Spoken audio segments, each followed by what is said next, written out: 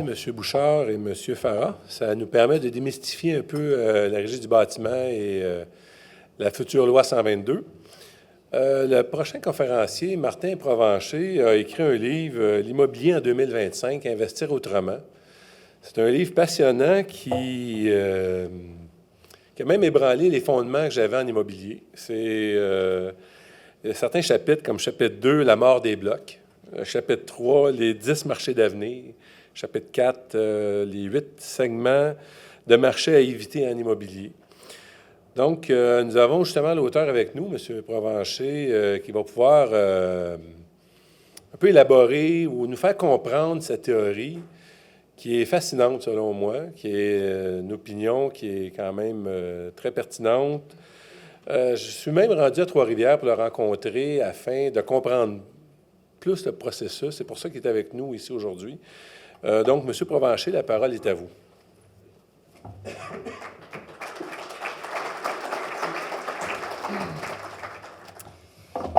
Bon.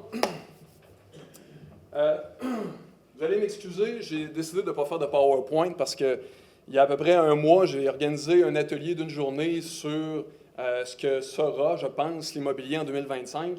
Et là, j'avais eu une première idée de commencer à couper de qu'est-ce qu'on pourrait enlever. Puis finalement, vu le temps alloué, puis Pierre m'avait bien averti de ne pas déborder, je me suis dit, autant y aller puis parler avec mes tripes. Peut-être pour vous mettre dans le contexte, à 16 ans, j'ai acheté des terrains. C'était ma première transaction immobilière. Et avec le principe de levier, à 17 ans, l'année suivante, ça m'a permis d'acheter une première propriété. C'était une maison à revenu. Et après ça, j'en ai acheté une deuxième. Vous voyez le principe. J'ai acheté des maisons de campagne, j'ai rénové. Et d'une chose à l'autre, au début des années 90, j'ai commencé à acheter des immeubles. Et j'ai créé une entreprise de gestion immobilière parce qu'il y avait des gens, des fois, qui me demandaient, tu sais, on est en immobilier, on a quand même un horaire relativement flexible, même s'il y a des périodes qui sont très rochantes. Et il y a des gens qui me demandaient qu'est-ce que je faisais exactement. Je commençais à leur expliquer, puis ça les intéressait. Fait que finalement, il y a des gens qui achetaient de l'immobilier, qui achetaient des blocs, c'est moi qui les gérais. Puis d'une chose à l'autre, c'est comme ça qu'à 27 ans, je gérais pour 20 millions d'immeubles. À travers de ça, j'ai fait un bac en psychologie parce que j'ai tout le temps étudié au travers de ça. Puis c'est drôle parce que en 2004, j'avais écrit un livre aux éditions Transcontinentales qui s'appelait « Comment acheter ma première propriété », qui était pour aider vos locataires à devenir propriétaires. Okay? Non, mais c'était un rêve quand même. Alors, quand je pensais à Salut Bonjour, l'animateur à l'époque, c'était Benoît Gagnon, m'avait demandé, mais tu sais, un bac en psychologie, mais qu'est-ce que ça vient faire, en fait, en immobilier? Je lui ai dit, bien, quand tu as 300 locataires, un bac en psychologie, c'est vraiment extrêmement utile. Suite à ça, bien, à force que les gens pensent que j'étudiais en administration, j'ai fini par faire une majeure en administration, puis finalement une maîtrise en gestion de PME. C'est comme ça que j'ai écrit différents livres. L'immobilier en 2025, c'est mon 4e, ça a sorti l'année passée, puis il y a une progression relativement logique dans tout ça. C'est que finalement, je suis amené à rencontrer énormément de gens, et ça me donne une chance inouïe, c'est que j'ai un feedback continuel de ce qui se passe sur le marché. Et ces dernières années, en fait, en 2007 pour être exact, j'avais sorti un livre qui s'appelait « Investir et réussir en immobilier », parce que y investir, c'est facile, mais réussir, des fois, c'est plus embêtant. Alors, pour que les gens puissent réussir, j'avais écrit ce livre-là, mais il était d'abord et avant tout destiné aux propriétaires occupants essentiellement. Et je me suis mis à recevoir 2-3 courriels minimum par jour de gens qui disaient « Hey, tu sais, dans ton livre, là, tu disais, mettons, le ratio des revenus bruts de ne pas dépasser 9 fois les revenus bruts. » Là, les gens disent, moi, je trouve juste des immeubles à 13, 14, 15 fois les revenus bruts. Puis là, ils me disaient, je peux-tu l'acheter quand même? Tu peux l'acheter quand même, mais ce qui compte, dans le fond, c'est le chiffre en bas. Puis habituellement, les comptables, ils mettent ça entre parenthèses pour dire poliment que c'est une perte. Puis à 15 fois les revenus bruts, je ne sais pas comment les gens font pour juste atteindre le seuil de rentabilité. Puis s'ils sont obligés de sortir de l'argent tous les mois, bien, c'est pas ce que j'appelle un placement. Ça, c'est un trou sans fond. C'est ces gens-là qui, tantôt, vont dire l'immobilier, c'est pas bon, puis etc., comme on disait quand moi j'ai commencé, début des années 90. Alors, comme les gens vraiment... Dans le fond, ce qui est très, très positif, c'est que les gens ont une prise de conscience qu'ils doivent devenir responsables de leurs finances personnelles. Parce que ici, au Québec, on a la chance ou la malchance, tout dépendamment du point de vue où on se place, d'avoir un filet de protection sociale très, très, très étendu. Sauf que moi, je regarde des fois les statistiques, puis au début des années 80, il y avait 25 des gens au Québec qui ne payaient aucun impôt. Mais on est d'accord qu'on est dans une social-démocratie, tout le monde a droit à tous les services. Mais maintenant, disons en 2010, c'était 40 des gens qui ne payaient pas d'impôts. Juste pour faire une parenthèse avec la campagne électorale actuellement, on dit que le seuil critique pour que les conservateurs deviennent majoritaires, c'est 40 C'est drôle parce qu'en marketing, 40 c'est un seuil critique aussi où, quand par exemple les gens achètent un BlackBerry il y a quelques années quand ce n'était pas connu, bien là, il y a des précurseurs qui l'achètent, puis après ça, il y en a qui copient les précurseurs, puis d'une chose à l'autre, on arrive à 40 Quand 40 de la population a un produit, 100 des gens ont l'impression que tout le monde l'a, sauf eux. Donc, on passe de 40 à 80 d'un coup, là. Puis ça, c'est dans n'importe quel produit. Donc, quand on dit les conservateurs sont près de 40 à 40 ils pourraient former la majorité, bien, moi, quand je regarde, actuellement, il y a 40 de la population qui ne paye pas d'impôts, bien, c'est un seuil critique, à mon sens. Et pour vous donner une idée, il y a quelques années, j'avais justement le député de Trois-Rivières dans des locaux que je lui louais. Et à un moment donné, j'ai eu la chance de prendre l'ascenseur avec lui puis de poser une vraie question. Parce que je disais, écoutez, comme propriétaire immobilier, la régie du logement, bref, ça devient relativement compliqué. Et je dis là, les gens qui ne payent pas, tout ça, on fait quoi avec ça? Et là, dans l'ascenseur, dans l'intimité, finalement, il m'a dit la vérité. Il a dit, toi, tu n'as pas le temps d'aller manifester, mais eux, ce 40 %-là, oui. Donc, c'est pour ça que dans l'immobilier en 2025, désolé, le chapitre 2, effectivement, ça s'appelle la mort des blocs. Ne paniquez pas, ça prend des titres chocs pour qu'un livre se vende, mais il y a des nuances. Si je nuance un petit peu puis qu'on subdivise ça, disons, en 3 catégories, les immeubles de bas de gamme, si vous investissez là-dedans, je vous dis tout de suite que vous allez avoir une concurrence déloyale de la part du gouvernement qui, lui, à même vos impôts, a des fonds finalement illimités pour créer des logements à revenus modiques. Et le 40 qui ne payent pas d'impôts veulent aller dans ces logements-là, puis il y a une super longue liste d'attente. Il paraît que la liste d'attente est plus longue que les CPE. Je ne sais pas s'il y en a qui ont des jeunes enfants ici, là. Moi, mon plus vieux, il y a 3 ans, puis il était inscrit avant sa conception, donc ça fait 4 ans qu'il est sur la liste. Et là, le temps presse parce que la maternelle s'en vient, là, t'sais. Mais voyez-vous là, que cette masse critique-là de gens, finalement, crée une concurrence déloyale pour les appartements de bas de gamme. Le moyen de gamme, bon, là, on sait peut-être qu'il y a de l'espoir. Dans le moyen de gamme, ce qui arrive, c'est que finalement, là, vous êtes dans l'entre-deux. Et au Québec, c'est ici qu'on a le plus faible taux de propriétaires. Comme les gouvernements sont de plus en plus endettés, il y a de plus en plus d'incitatifs pour que les gens deviennent propriétaires de leur résidence, parce que c'est prouvé que statistiquement et mathématiquement, quand les gens arrivent à la retraite, habituellement, le plus gros capital qu'ils ont, c'est leur maison. Donc, les gouvernements sont encouragés à inciter les gens à devenir propriétaires.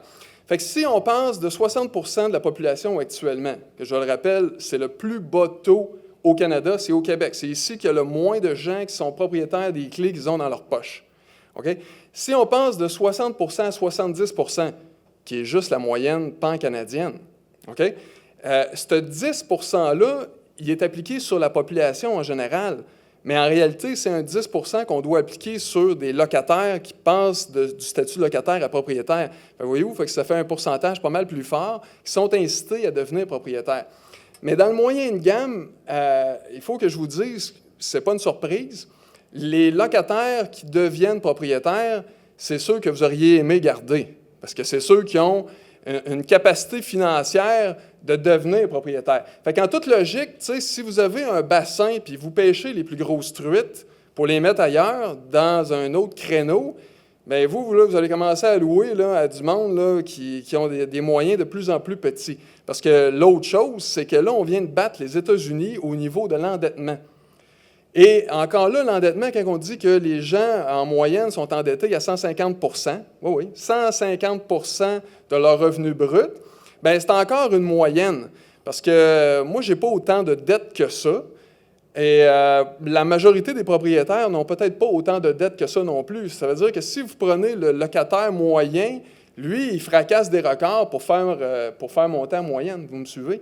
Donc, le problème, tantôt, que j'entrevois, c'est un problème de solvabilité. Ce ne sera pas le problème de louer, ça va être le problème de collecter. Et comme les gens sont vraiment dans un cycle à la semaine, revenus, dépenses à la semaine, vous voyez les annonces Brault et Martineau, vous pouvez vous acheter un matelas à 6,49 par semaine. C'est excitant, là. Mais je ne sais pas comment les gens font à un moment donné pour gérer tous les paiements qu'ils doivent avoir sur le matelas, le DVD, le lit, ça ne finit plus. Et tout ça, c'est facilement saisissable. Ce qui est le plus dur à rembourser ou à éliminer, dans le fond, c'est le loyer. Puis si vous vous promenez dans notre société de consommation, derrière vos immeubles, vous remarquez que souvent, il y a des voitures dont le paiement est plus élevé que le loyer que vous facturez. Mais si les gens, à un moment donné, ils vous doivent de l'argent, c'est malheureux, mais c'est parce qu'ils n'en doivent pas juste à vous, là. C'est très rare que les gens ont un crédit vraiment nickel à tout point de vue, mais vous, ils vous doivent 2 mois de loyer, là, tu sais. Habituellement, quand vous avez 2 mois de loyer de retard, bien, tout est en retard. Puis les cartes de crédit sont au maximum, puis tout est au maximum. Puis le locataire en question, il a énormément de pression pour rembourser quelqu'un. Mais il va rembourser ce qui le met le plus de pression. C'est souvent son pusher. Non. Donc, vous, comme propriétaire, bien, vous êtes au bas de la liste. Parce que sa voiture est plus facilement saisissable que la facilité que vous allez avoir à éventuellement l'évincer. Voyez-vous? Fait que c'est ça qui fait qu'à un moment donné, là, la clientèle moyenne, ça va être un petit peu plus difficile. Par contre, il y a une lueur d'espoir au niveau des immeubles de haut de gamme. Oui, effectivement. Parce qu'on parle tout le temps des baby boomers. Eh bien, ça y est, ils ont 65 ans cette année. La première année de cohorte, qui sont nés en 1946, plus 65, ça fait 2011. C'est cette année que la première cohorte des baby boomers fête leur 65e anniversaire. Je prends ma belle-mère, par exemple, qui est un très bon exemple de baby boomers. Actuellement, là, elle a un condo. Elle a vendu sa maison qui était trop de trouble pour s'acheter un condo, mais le condo est encore trop de trouble. Parce qu'il y a encore des réunions, puis tout ça, puis là, les réunions sont plates. Fait que finalement, elle n'y va pas, mais comme elle n'y va pas, c'est les autres qui décident pour elle. Fait qu'à tout bout de champ, elle a des factures de toutes sortes d'affaires, là, qu'il faut rénover ci, il faut changer ça, il faut que toutes les lumières s'allument ensemble le soir, ça va être plus beau, puis etc. C'est la vérité. Puis au début, quand elle a acheté ça, moi, je regarde son règlement de condo, tu sais. Son règlement de condo était quand même acceptable. Maintenant, à mon avis, les policiers pourraient l'utiliser pour faire parler du monde, là, parce que c'est rendu une brique.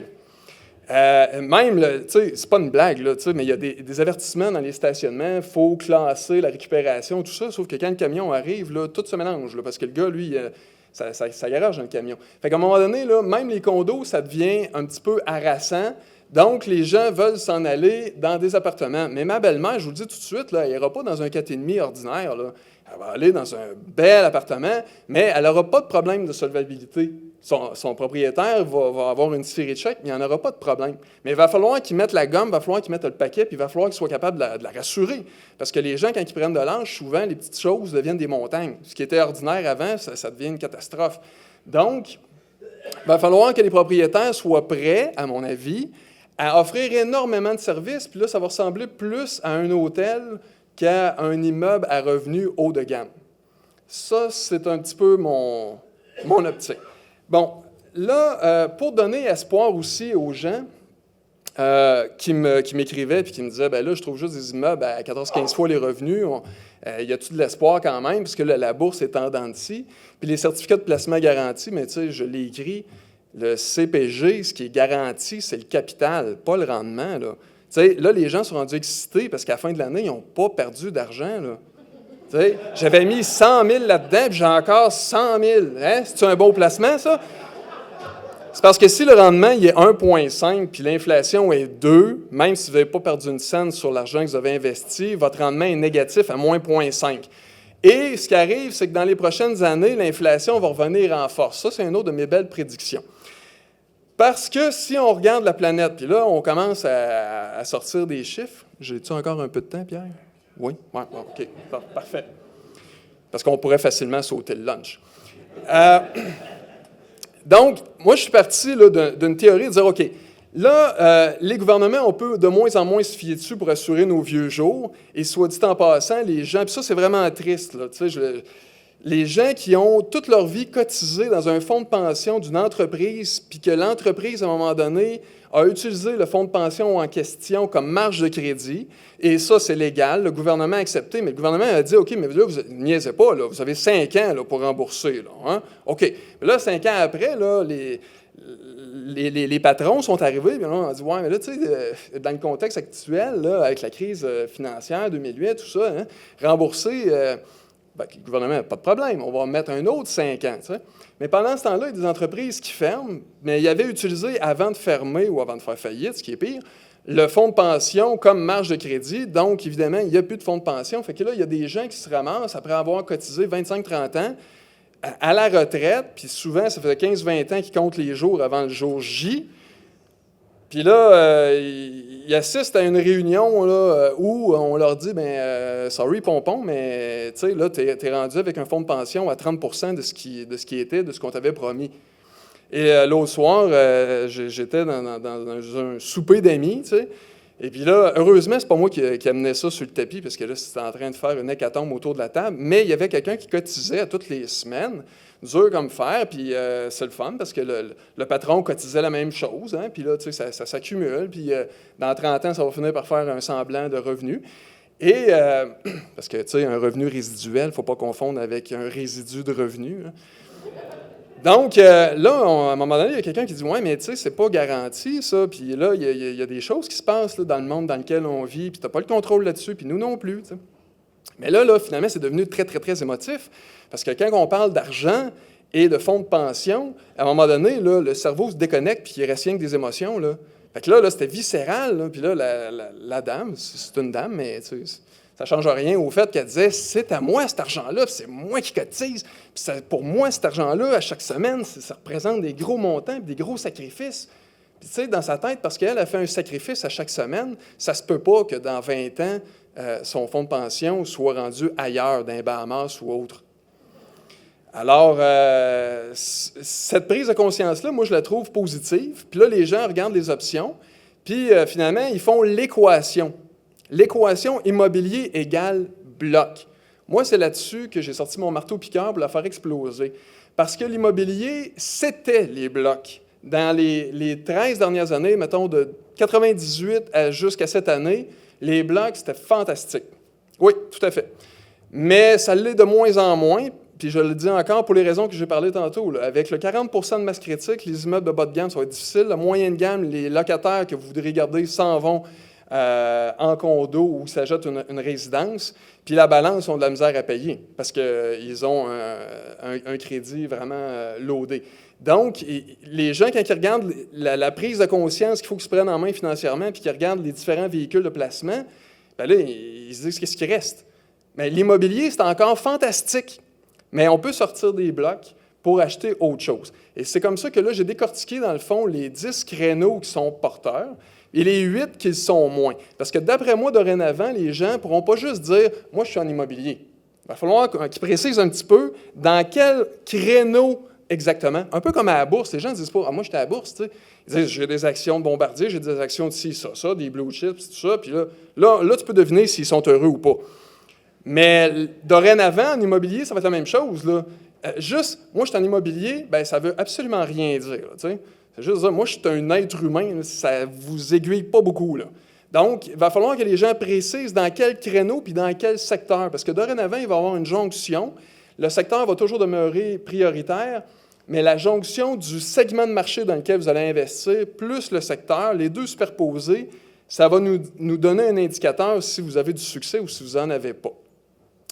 Alors, pour décortiquer tout ça, pour essayer de m'en venir vers une conclusion, c'est que je suis parti, dans le fond, de la superficie de la Terre. Parce que quand vous achetez un immeuble, vous avez un certificat de localisation parce que l'immeuble, il ne flotte pas dans les airs, il est sur un terrain. Fait que tout bien immobilier repose sur un terrain. Et ce qui est assez cocasse, c'est que la fiscalité, qui normalement ne nous donne pas trop de chance, bien, ils ne permettent pas au terrain de prendre un amortissement. Juste l'immeuble. Si vous achetez un immeuble d'1 million, là, Le 300 000 du terrain, lui, vous ne pouvez pas l'amortir. Il y a juste le 700 000 qui va pour la portion de l'immeuble qui, elle, peut être amortie. D'accord? Donc, si la fiscalité dit qu'un terrain ne peut pas être amorti, ça veut dire qu'un terrain, ça ne peut pas perdre de valeur. Et en partant de cette logique-là, j'ai pris l'ensemble de la planète. Là, bon, OK, je sais que des fois, mais on y vient. L'ensemble de la planète a une superficie dans les 510 millions de kilomètres carrés, mais 71 % de ça, c'est de l'eau de mer. Mais le 29 % qui reste, il n'est pas à 100 % habitable. En fait, sur toute la surface de la planète, il y a exactement 6,8 % de la surface qui est solide et cultivable. C'est la différence entre la terre et le sol. Le sol, c'est le 30 cm sur la surface de la terre avec laquelle on peut faire quelque chose. Au Japon, par exemple, ils ont, je pense, 12 000 îles, puis il y en a 650 là-dessus.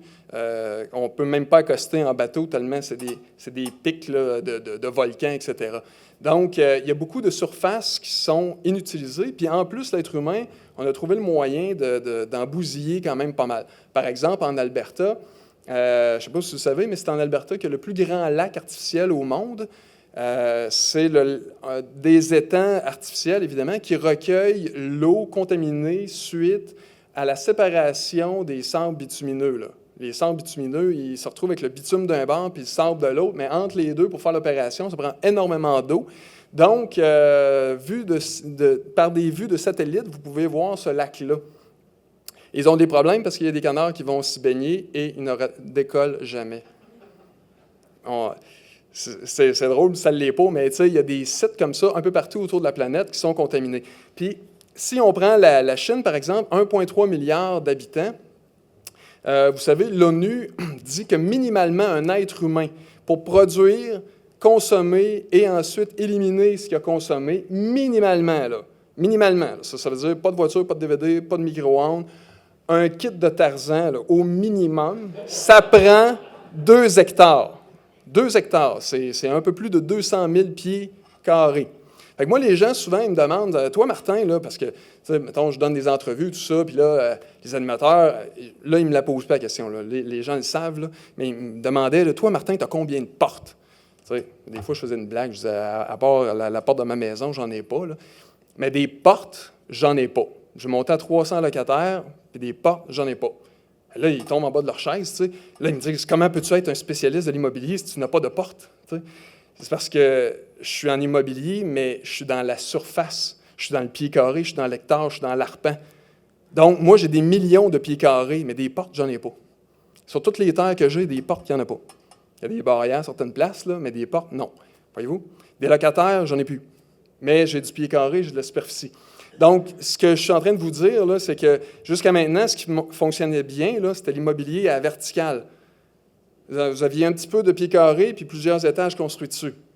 Moi, je suis dans l'immobilier horizontal. Je suis obligé d'inventer du vocabulaire pour pouvoir traduire les idées que j'avais. Et depuis que je suis dans l'horizontal, c'est drôle, je dors mieux aussi. C'est une blague. Vous pouvez les rire, ça m'encourage. OK. Donc, si je reviens avec la Chine, par exemple, eux, pour réussir à maintenir leur population dans un état de calme social relatif, ils doivent avoir une croissance économique d'à peu près 10 % par année. Mais 10 % par année, c'est exponentiel, ça fait quand même beaucoup. Ce qui leur permet d'avoir cette croissance-là, c'est qu'ils n'ont pas de CSST, ils n'ont pas de régie du bâtiment, ils n'ont pas grand-chose finalement, ils n'ont pas de ministère de l'Environnement, on produit, on développe, mais ça a plein d'effets secondaires. Il y a 300 000 individus par année qui décèdent en Chine parce qu'ils respirent de l'air toxique, etc. Donc, ce qui arrive, c'est que ici, on a de la difficulté à concevoir ce que j'essaie de vous traduire parce qu'on est dans une autre réalité. Ici, on a des grands espaces, on a de l'eau, on a de l'énergie renouvelable, on a une stabilité, la propriété privée est relativement respectée, les individus ne sont pas menacés de quoi que ce soit, etc. Alors que dans les pays émergents, qu'on appelle souvent le BRIC, le Brésil, l'Inde, la Chine, la Russie, ils ont d'immenses territoires qui sont contaminés, sont surpeuplés, surpeuplé, il manque d'énergie, il manque de ressources, il y a des tensions sociales importantes, on le voit dans les pays du Maghreb. Et tous ces gens-là, contrairement à ici, notre classe sociale moyenne, la classe moyenne s'effrite, mais ailleurs, elle prend de l'expansion. Donc, moi, je suis parti de tous ces constats-là, et ce que je vous disais tantôt, c'est que le 6,8 % de la superficie du globe, finalement, ça ne fait pas grand-chose. Et les terres agricoles, par exemple, en Asie, sont déjà exploitées à 94 %. Ils ont déjà optimisé de toutes les façons possibles, avec les engrais chimiques et autres, le rendement qu'ils pouvaient avoir. C'est pour ça que la Chine a commencé à acheter des terres ici, par exemple, à Saint-Hyacinthe, parce que tout être humain, évidemment, doit se nourrir. Alors, quand on regarde tout ça, puis qu'on regarde la superficie de la Terre, qui est finalement toute petite, puis que la population mondiale n'arrête pas d'augmenter, parce qu'actuellement, on est 6,7 milliards. OK, je donne 2-3 chiffres, là. Essayez d'imaginer ça. Là, on est 6,7 milliards. Et dans les 15 prochaines années, il va s'ajouter 1,3 milliard. Ce 1,3 milliard-là d'individus a besoin minimalement, comme je le disais tantôt, de 2 hectares chacun. Ça fait 2,6 milliards d'hectares. Ça commence à faire de l'espace. Puis pendant que je vous parle, à toutes les 10 secondes, il y a l'équivalent d'un terrain de football qui passe au feu. Parce qu'on manque d'espace un peu partout. Donc, en Amazonie, en Indonésie, en Malaisie, on fait brûler la jungle pour libérer de l'espace, pour faire du pâturage, pour semer toutes sortes de plantes, dont certaines sont non comestibles, pour faire des biocarburants, entre autres choses. Mais ça prend de l'espace aussi. Donc, moi, j'ai investi beaucoup dans les terres à bois, entre autres choses. Ça paraît un peu bizarre, mais je me disais, toutes les 10 secondes, il y a l'équivalent d'un terrain de football qui disparaît. Puis une terre à bois, ça prend à peu près 35 ans à mettre en place, entre guillemets, alors qu'un triplex, ça prend une fin de semaine à construire quand ça arrive en panneau. Voyez-vous? Fait qu'il y a des triplex, des immeubles, on peut en construire là, énormément dans les prochaines semaines si on se met tous ensemble. Mais une terre à bois, quand même qu'on voudrait, là, on a celle qu'on a, puis ça prend le temps que ça prend pour l'avoir. Voyez-vous? Fait qu'il y a une valeur intrinsèque qui s'en vient. Dans les projections, je ne sais pas, sûrement il y en a qui lisent le journal Les Affaires, parce que souvent, quand je parle d'immobilier horizontal, les gens voient mal comment on peut en tirer un revenu, puis comment ça peut prendre de la valeur. Moi, je suis bien content de ça, dans le fond, parce que moins les gens comprennent, plus ça me confirme que je suis sur la bonne voie. Parce qu'au début des années 90, on m'a traité de fou en masse d'acheter des immeubles aussi, tu sais. Donc, ça me conforte dans ma position, mais ma position n'est pas juste théorique parce que je suis sur le plancher. Aujourd'hui, ça ne paraît pas, je suis en complet cravate, mais demain, je vais avoir mon kit d'explorateur parce que je vais voir des terres continuellement. Puis, c'est plus intéressant pour moi à visiter qu'un immeuble. C'est drôle, hein? Tu sais, des fois, les gens, ils me racontent des histoires, tu sais, qu'ils sont allés voir un 12 logements, puis il y avait du verre de gris dans le bas des portes, dans les salles de bain, puis tout ça. Puis malgré tout ça, il y avait 12 offres, puis le propriétaire demandait 15 fois les revenus bruts. Tu sais, tout le monde sait qu'il est déficitaire, puis les offres s'empilent. Puis il y en a 11 de déçus, parce qu'il y a juste un acheteur qui passe. Donc, quand vous regardez ça, là, c'est sûr que c'est une situation qui est intenable, nécessairement. Donc, dans les prochaines années, les immeubles vont prendre un peu moins de valeur que le pied carré. Essentiellement, là, c'est pas mal ce que je voulais vous dire. Là, je vois le temps qui passe, fait que là, je me dis, bon, dans le fond, on peut peut-être y aller avec certaines questions. Je veux dire, j'ai pas mal... Est-ce que ça inspire des questions à quelqu'un quelque part? Oui, monsieur. Bon. Ça, là, on pourrait justement en parler tout un après-midi, et c'est tellement complexe que j'ai fait un tableau pour sortir toutes les formes de revenus, parce que quand on était, par exemple, dans l'immobilier traditionnel, que j'appelle l'immobilier à la verticale, on peut louer un 3,5, un 4,5, mais on peut louer des espaces de stationnement, on peut avoir des locaux commerciaux, industriels. Finalement, il peut y avoir différentes sources de revenus. Avec l'immobilier horizontal, c'est la même chose, mais en partant, il faut se demander si le terrain ou la terre qu'on achète, c'est les zones vertes ou c'est les zones blanches. Puis déjà, en partant, zones vertes et zones blanches, c'est la permission de développer ou non, ce qui fait deux grandes catégories de sources de revenus possibles.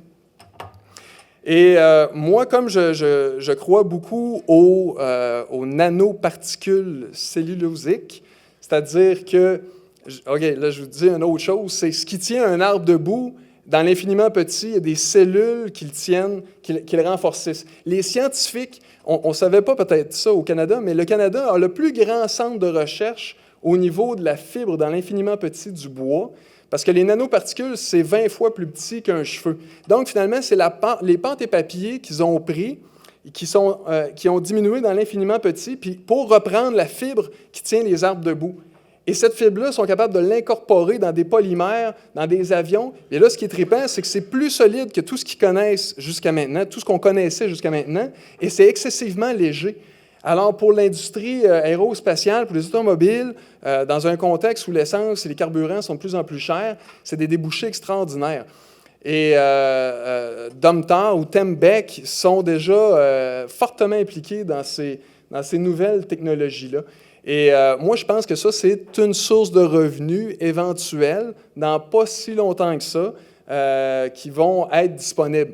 Alors moi, dans le fond, ce que je fais, c'est que j'achète autant du terrain blanc que je développe, que je subdivise, que je revends, que je morcelle, mais en parallèle, j'achète aussi des terres à bois, comme là, je viens de trouver là, une plantation d'épinettes noires. Ça fait drôle à parler de ça dans un contexte où vous avez encore des immeubles.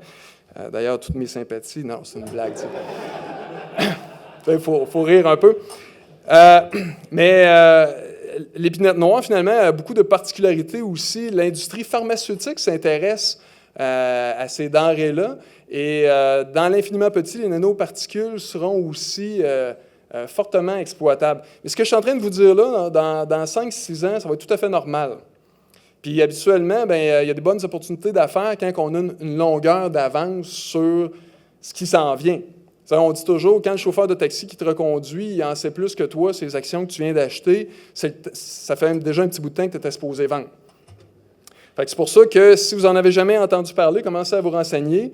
Je donne des bonnes pistes là, dans l'immobilier en 2025, mais je vous le dis encore une fois, l'immobilier en 2025, en fait, c'est une prise de conscience qu'il se passe quelque chose dans le grand monde de l'immobilier, que dorénavant, les choses ne seront plus comme elles étaient antérieurement.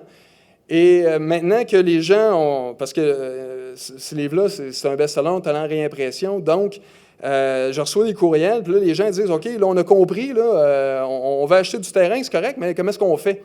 Alors, c'est pour ça que le mois passé, j'ai organisé un atelier d'une journée pour expliquer aux gens comment on peut devenir propriétaire. Puis j'ai même formé un groupe d'investisseurs parce que les gens me demandaient pour faire du coaching. Mais il y a une grande justice dans ce bon monde, c'est qu'on a 168 heures dans une semaine, tout le monde, peu importe le revenu qu'on fait. Et quand vous avez 2 jeunes enfants, vous avez comme une semaine plus réduite. Là, alors, j'ai décidé de former un groupe, puis je ne voulais pas non plus faire du coaching, puis qu'à la fin, les gens ne fassent rien avec. Parce qu'il y a beaucoup de monde, moi, que j'ai côtoyé à l'université, qui ne sont pas nécessairement dans le domaine qu'ils ont étudié. Bon, c'est correct. Mais moi, j'ai fait l'inverse. Je me suis dit, regarde, on va faire un développement ensemble. Vous achetez un terrain, puis à partir de là, je sais que vous êtes motivés, puis on va passer à l'action ensemble. J'ai formé un groupe comme ça. Alors, les sources de revenus, ils sont multiples, sont très larges, mais il faut partir d'une base qu'il y a des sources de revenus qui sont actuelles, il y en a qui s'en viennent, et il faut savoir aussi que l'immobilier horizontal se subdivise en 2 grandes catégories, terrain zoné vert, zoné blanc, que chacun offre des possibilités. Je sais que la réponse est un peu succincte, là, mais on dîne ensemble tantôt, ça a l'air. Autre chose? Autre question? Oui, monsieur? Oui. Dans le vertical, vous pouvez avoir confiance et vous n'aurez pas le vertige si vous êtes prêt à améliorer vos logements, si vous êtes prêt à donner du service. Est-ce que... Oui, le bureau, ça fait partie de mes créneaux qui ne sont pas porteurs, tout simplement parce que ça coûte de plus en plus cher du pied carré. Et les nouvelles technologies font en sorte que les gens, si vous sortez dehors tantôt sur la rue, vous voyez le monde se promène avec leur BlackBerry, ils sont au bureau sur le trottoir. Donc, c'est impossible, c'est presque maintenant fatigant. On ne peut pas aller voir un spectacle sans que quelqu'un à côté soit en train de prendre ses messages, en envoyer, regarder ce qui se passe. Puis il y a même des annonces à la télévision que la fille se vante de faire semblant qu'elle est au bureau alors qu'elle est dans un Tim Hortons. Donc, l'espace à bureau, je ne pense pas que ce soit un créneau porteur, malheureusement. Mais en même temps que je vous dis qu'il y a des créneaux qui seront plus porteurs, je me dépêche à rajouter qu'il y en a plein d'autres qui seront. Là. Fait que je ne veux pas être la corneille de malheur là, sur le trépied ici. Là. Mais si vous avez... Moi, les gens qui me demandent, là, OK, je suis dans l'équation immobilier égale bloc, là, puis je veux m'acheter un bloc, J'ai juste une question, c'est est-ce que tu as l'intention d'aller vivre dedans? Puis si c'est non, si c'est juste un investissement pur, bon, ben je dis, regarde, j'ai d'autres alternatives pour toi, là. Mais le bureau, non, ça n'en fait pas partie, malheureusement. Oui, monsieur? En parlant de taux de rendement, Oui. vous avez parlé de taux potentiel et il y a également un taux actuel. Oui. Alors, si on peut se lancer, mettons, on oublie le vertical et on s'en va dans l'horizontal, c'est tellement plus facile, Oui. tellement plus prometteur. Oui. Alors, il faut savoir quand même quel serait le taux de rendement actuel. Ben, Vous, dans vos investissements, oui. vous devez le savoir. Oui, bien, effectivement. Votre question est excellente parce qu'une autre chose qu'il faut penser, c'est que si, par exemple, vous achetez de l'horizontale, vous achetez une terre, souvent on entend parler du fond de terre et le bois qui est dessus, par exemple, si c'est une terre à bois. OK? Quand je vous parle des revenus potentiels, c'est avec le bois qui est dessus. Et le bois qui est dessus, on peut avoir des revenus tout de suite parce qu'il se vend encore des 2 par 4, des 2 par 6, etc. Mais actuellement, le 40 % de résidus, si vous prenez un arbre, monsieur, et vous faites des 2 par 4 avec, toute l'écorce autour, toute la tête de l'arbre qui n'est pas assez grosse, puis toutes les branches, il laisse ça par terre. On a commencé à le recueillir pour faire des copeaux de bois, pour faire de l'éthanol de bois. Ça, c'est très prometteur. Puis on a commencé, il y a des expériences aussi avec les nanoparticules. Puis il y a des expériences aussi pour faire de l'alcool. Vous savez, vous pouvez acheter des cornichons qui baignent dans du vinaigre dont une partie provient de la forêt. Ce 40 % qui actuellement est perdu, oui, ça c'est futur. D'après moi, dans quelques années, ça sera très porteur. Les revenus actuels pour le bois lui-même, ils sont encore présents, mais le plus intéressant, monsieur, c'est le fond de terre. Parce que le fond de terre, lui, vous le savez, vous pouvez le financer avec 10 % de mise de fonds, mais l'ensemble prend à peu près 10 % de valeur actuellement, mais ça s'en va en augmentant. Alors, au fur et à mesure que l'immobilier vertical maintient ses valeurs, parce que je ne pense pas que les immeubles vont perdre la valeur, mais le pic qu'il y avait à prendre, ils l'ont pris, puis dorénavant, les valeurs vont se maintenir peut-être à 3-4 % d'augmentation dans les prochaines années, alors que dans le terrain, vous allez avoir 10 % d'augmentation sur la valeur de la terre que vous avez financée avec un 10 % de mise de fonds. Donc, encore là, le rendement, moi, je le sépare avec le fond de terre, je le sépare avec le bois qu'on peut retirer actuellement, puis j'essaie d'avoir un rendement de 15 % sans exploiter le bois parce que j'ai confiance dans les nanoparticules. Oui. Mais avec les immeubles, je faisais la même chose aussi. Je visais 15 %. Puis quand ça a été, c'est devenu impossible de l'avoir, mais je passais du vertical à l'horizontal. Oui, monsieur? Non? OK. Autre question? Oui, monsieur?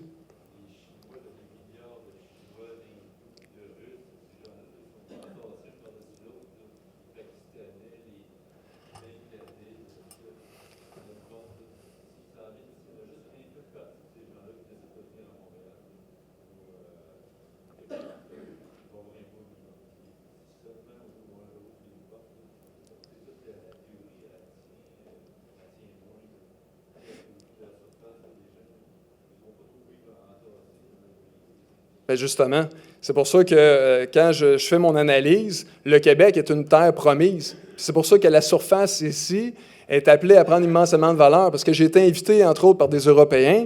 Eux autres, quand ils arrivent ici, ils trouvent que notre pied carré, il est ridiculement bas par rapport à ce qu'eux ont en Europe. Puis je peux même vous dire une chose, c'est qu'ici, là, nous, là, on est un petit peu dans le brouillard, puis on ne se casse pas trop la tête pour les raisons que je disais tantôt. On a des grands espaces, on a de l'eau, on a de l'énergie, tout va bien. Mais ce n'est pas le cas ailleurs. Ici, on prend juste le cas de la France. Leur territoire est 4 fois plus petit, ils sont 10 fois plus nombreux. Ça fait longtemps qu'ils récupèrent et qu'ils ont des compteurs d'eau. Quand ils arrivent ici, ils trouvent ça extraordinaire. Puis ce qu'ils veulent, c'est pas avoir un condo dans une tour. Ils en ont déjà un en Europe. Ce qu'ils veulent, c'est avoir de l'espace pour s'enlever un peu de pression. Puis l'augmentation là, de la population, monsieur, c'est pas juste de dire on va corder le monde dans des immeubles. C'est que ces gens-là, tout ce qu'ils consomment provient de la terre à quelque part, puis tout ce qui est consommé après doit y retourner, puis entre les deux, ça demande énormément d'énergie, puis tout ce qu'on fait, chaque item qu'on a partout autour de nous, provient de quelque part, qui a été produit, puis il y a de l'énergie, puis il y a du transport, etc. C'est ça une empreinte environnementale, c'est que ça prend de l'espace pour produire et éliminer tout ce qu'on consomme. C'est pour ça que je disais tantôt, minimalement, un seul être humain qui vive dans un condo ou sur une terre, il a besoin de 2 hectares minimalement pour subvenir à ses besoins. Puis on aura beau faire des jardins sur les toits à Montréal, ça va prendre quand même plus d'espace que ça quand même pour produire. Puis quand je parlais qu'il y a 1,3 milliard d'habitants de plus qui vont s'ajouter dans les 15 prochaines années, ce que je ne vous ai pas dit, c'est que là-dedans, il y a 800 millions de personnes qui existent déjà, qui consomment actuellement 2 hectares chacun, mais qui vont atteindre la classe moyenne. Puis quand ils atteignent la classe moyenne, ce qu'ils font, c'est exactement ce que nous, on fait. Ils s'achètent une voiture, 2 micro-ondes, une télé, écran plasma, etc., puis ils se mettent à consommer 6 hectares. Pour votre information, là, en Chine, actuellement, là, le bol de riz est servi à la fin du repas. Même si c'est historiquement leur mets de base, il est servi à la fin du repas parce que tu n'es pas supposé manger de riz. Si tu as réussi en Chine, tu te commandes un bon gros steak comme les gens du Texas font, parce qu'ils écoutent Dallas aussi. Hein. J'ai un prof à l'université à l'époque qui m'avait dit le pays le plus pauvre, un des pays les plus pauvres, c'est le Mali. Il est allé dans un village, pas une blague, il y avait une petite télé 14 pouces noir et blanc sur une chaise et tout le village écoutait l'émission, puis il regarde qu'est-ce qu'il y avait à la télé, Dallas. Fait que les gens de tous ces pays-là, dès qu'ils atteignent la classe moyenne, ils se mettent à consommer, puis ça prend de l'espace. Donc, tantôt, inévitablement, les propriétaires d'espace, ils vont être beaucoup plus heureux que les propriétaires à verticale. C'est mon opinion. Mais je ne suis pas ici pour convaincre personne. Moi, je fais mes affaires, ça va très bien.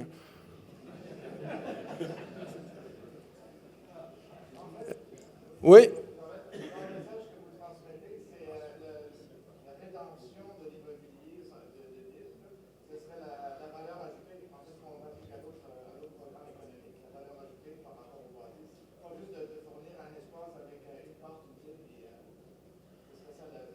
Bien, c'est parce qu'en fait, là, dans le fond, c'est que nous, là, jusqu'à maintenant, là, on louait des appartements à des gens qui avaient besoin d'un toit sur la tête, puis on s'arrête là.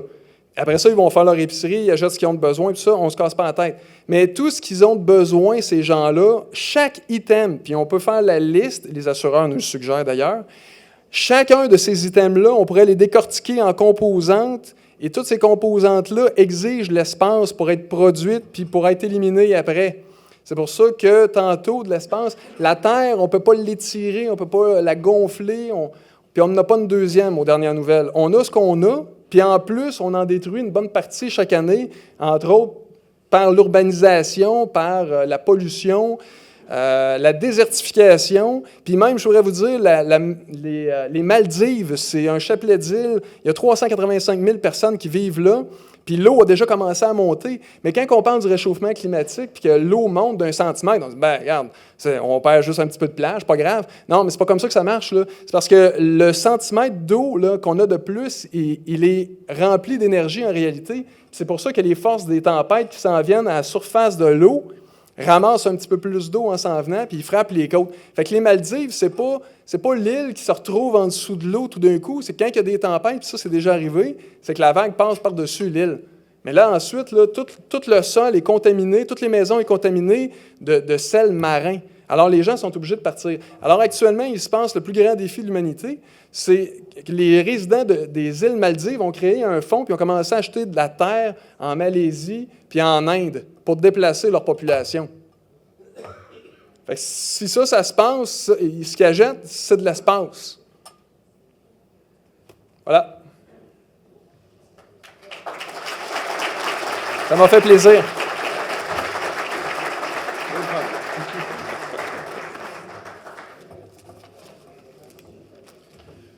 Je vous avais prévenu. Quand j'ai rencontré Martin la première fois, un des résumés qui m'a expliqué, c'est qu'évidemment, l'humain a 3 besoins de base, se loger, se nourrir et s'habiller. Ces 3-là prennent la terre. Donc, on comprend déjà mieux juste en allant à nos besoins de base. Donc, merci à tous nos conférenciers. Merci à vous tous. C'est très apprécié. Il y a 10 ans, à notre première conférence, Le cocktail a duré une dizaine de minutes. Les gens ne se connaissaient pas encore. Maintenant, ça pourrait durer un après-midi parce qu'il y a quand même beaucoup de liens qui se sont tissés. Donc, vous êtes invités à aller de l'autre côté, prendre votre cocktail et visiter nos exposants. On se rejoint de l'autre côté à la salle dans 12h30. Vers 12h30, un repas va être servi à côté. Merci beaucoup.